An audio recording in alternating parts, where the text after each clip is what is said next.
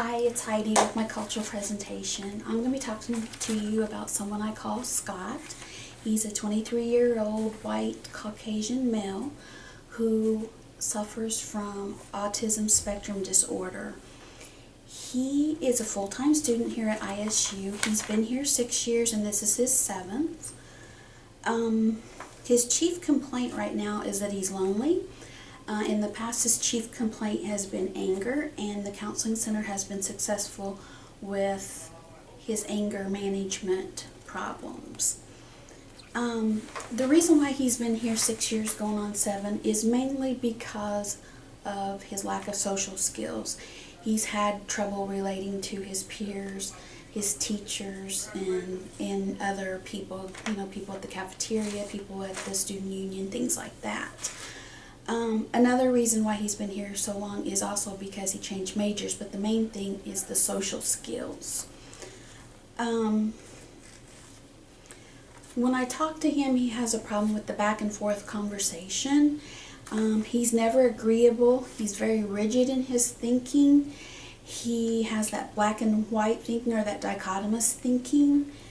His speech is sometimes intense, but his affect is blank or flat. When I asked him a few interests of his, and he said he likes to play games. And there's a gaming place here in town, and he even mentioned that there was a Dungeons and Dragons tournament at a certain date in the near future.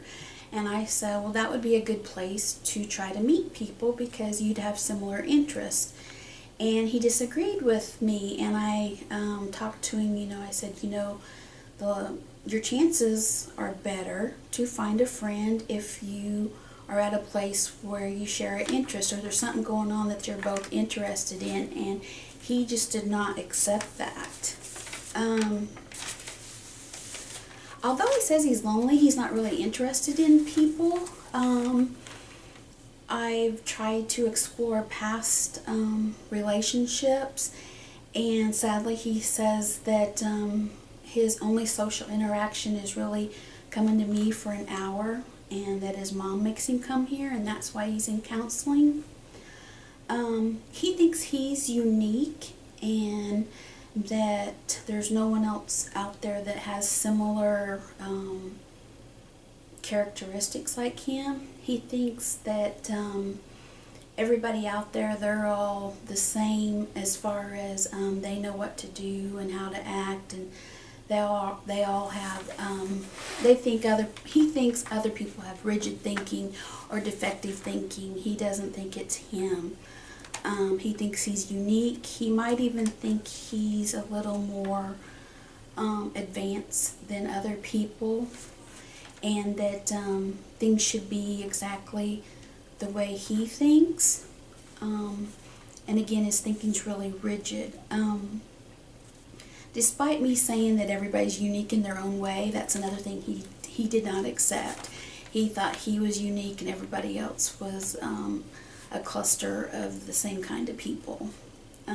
This case is special and complex because of his rigid thinking and his lack of social skills and his lack of to accept any suggestions.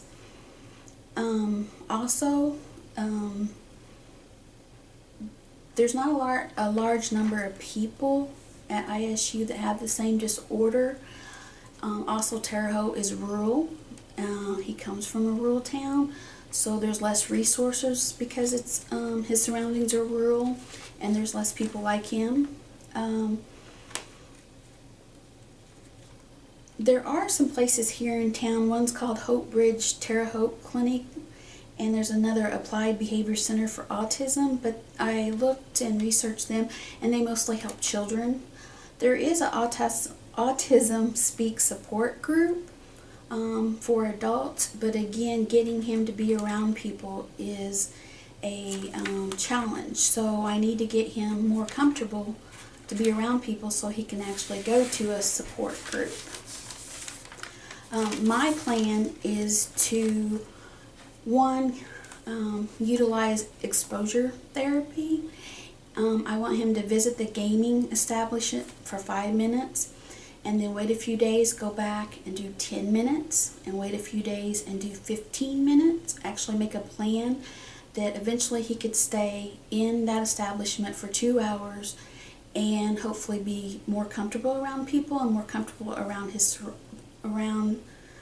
in his environment. Also, I want to teach him social skills. I thought we could role play introducing ourselves to each other.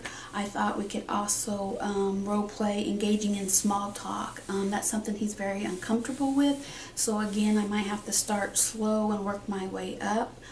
As you do as an exposure therapy, I might have to slowly but surely teach him social skills.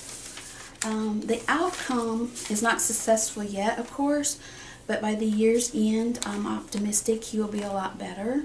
According to educationquest.com and Autistic Daily Living, coaching and counseling increases the likelihood of gaining friendships by 50% when done over at least 6 months or more.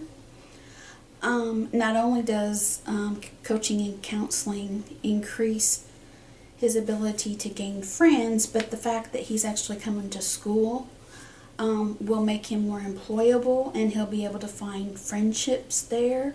Also, coaching and counseling can also not only help making friends, but actually keeping friends, and maybe even someday get married. That's all. Thank you.